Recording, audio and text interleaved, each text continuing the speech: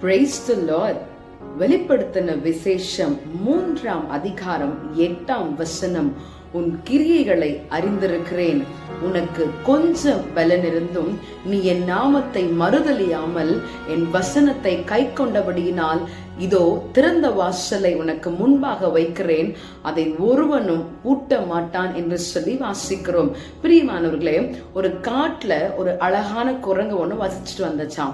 அந்த குரங்கு ரொம்ப அழகா ஹாப்பியா எப்பவுமே இருக்குமா. ஒரு நாள் ஒரு மரத்துல போயிட்டு ரொம்ப சோகமா உட்கார்ந்துட்டு இருந்துச்சாம்.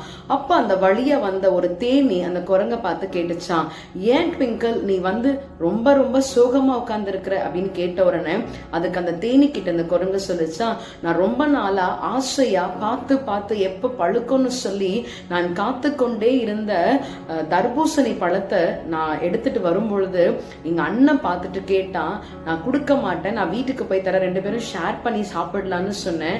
ஆனா அவன் என்னோட மேல அவன் ஓடி வந்துட்டு என்னுடைய தர்பூசணியை வாங்கிட்டு என்னை வந்து அவன் அடிச்சுட்டான் அப்படின்னு சொல்லி இந்த குரங்கு சொல்லிச்சான். உடனே அந்த தேனி சொல்லிச்சான், கொஞ்சம் பின்னாடி திரும்பி பாரு அப்படின்னு சொல்லிச்சான். அங்க ஒரு கரடி ஒரு தேனி கூட்டத்தை, அந்த தேனியோட கூட்டை அடிச்சு உடைச்சு அந்த தேனை எல்லாம் சாப்பிட்டு இருந்துச்சான். அப்போ இந்த குரங்குக்கு ரொம்ப ஷாக் ஆயிட்டு, வா நம்ம போய் அதை தடுக்கலான்னு சொன்னாங்களாம். நீ கோவப்படாத, அது என்னோட வீடுதான் அப்படின்னு சொல்லிச்சான்.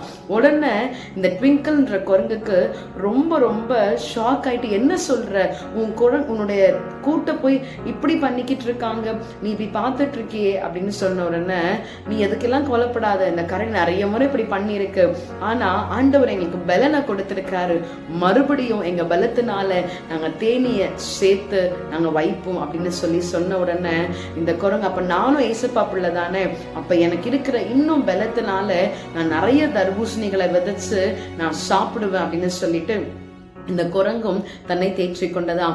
ஆம் பிரியமானவர்களே, நாம கூட நிறைய நேரங்களில நாம என்ன பண்றோம் தெரியுங்களா, என்னுடைய பலத்தை எல்லாம் போட்டு நான் இவ்வளவு வந்து நான் சேர்த்து வச்சேன், ஆனா எனக்கு எல்லாமே போயிருச்சு, எல்லாமே நஷ்டமாயிருச்சு, எல்லாத்துலயுமே எனக்கு போராட்டமாவே இருக்கிறது என்று சொல்லி நாம கலங்கி கொண்டிருக்கிறோம். சில நேரங்களில நாம் ஒரே ஒரு நல்லது மாத்திரம் பண்ணி கொண்டிருக்கிறோம். என்னன்னு சொன்னா, நாம கொஞ்சம் பலன் இருந்தும் கூட நம்ம ஏசப்பாவை மறுதலிக்காம அவர் மேல நம்ம நம்பிக்கை வைத்ததுனால நமக்கு அவர் பலனை கொடுத்து நமக்கு முன்பாக திறந்த வாசலை அவர் வைக்கிறாராம். முன்பாக திறந்த வாசல் இருக்கிறது, தேவன் உங்கள் பலனா இருக்கிறார். அந்த திறந்த வாசலை நோக்கி கடந்து செல்லுங்க, நிச்சயமாகவே நீங்கள் கையிட்டு செய்கின்ற எல்லா காரியத்திலையும் ஆசீர்வாதத்தை பெற்றுக் கொள்வீர்கள். நமக்கு பலனை கொடுக்கிறவரை ஆராதிக்க விட்டு